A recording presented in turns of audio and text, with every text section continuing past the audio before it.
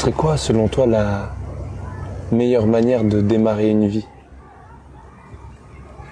Par la fin. Par la fin. Bah oui. Si l'homme connaissait la fin, il prendrait vraiment la réalité de ce qu'est le sens de sa vie et l'objectif de sa vie. Il serait pas perdu dans tous les aléas de, ses interprétations de ce qu'il a de la vie.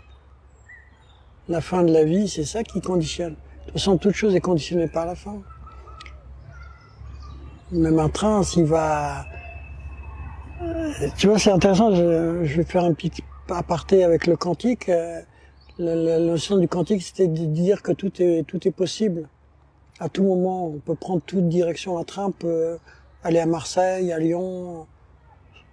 Il n'y avait rien il y aurait des mondes parallèles. En fait, il manque une chose. C'est qu'en fait, c'est la fin qui conditionne le début. C'est parce que le train est arrivé à Marseille qu'il est parti de Paris. Il a un sens. Il y avait un objectif avant.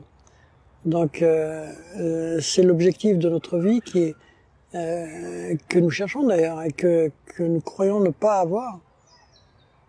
En fait, eh ben, si on sait vraiment quelle est la fin, c'est-à-dire ce qui se passe à la fin. Bon, pour un spirituel, ça prend tout de suite un sens. Qu'est-ce qui se passe après la vie? Puisqu'il y a une continuité après la vie. Donc si on sait qu'est-ce qu'il y a de l'autre côté, on aura construit toute notre vie sur cet après. Tu vois? On serait sûr de ne pas se tromper en plus. Ça veut dire que sans fin, il ne pourrait pas y avoir de début? En fait, la vérité, c'est que nous, on est dans un point, on est dans un espace. L'image est simple.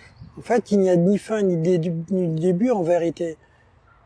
C'est justement en comprenant ça qu'on va comprendre qu'il n'y a pas de fin. On est dans un cercle, tu vois.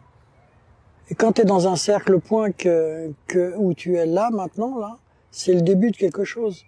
Mais c'est aussi la fin de ton cercle, de l'instant présent. Et ça traduit bien la réalité, d'ailleurs.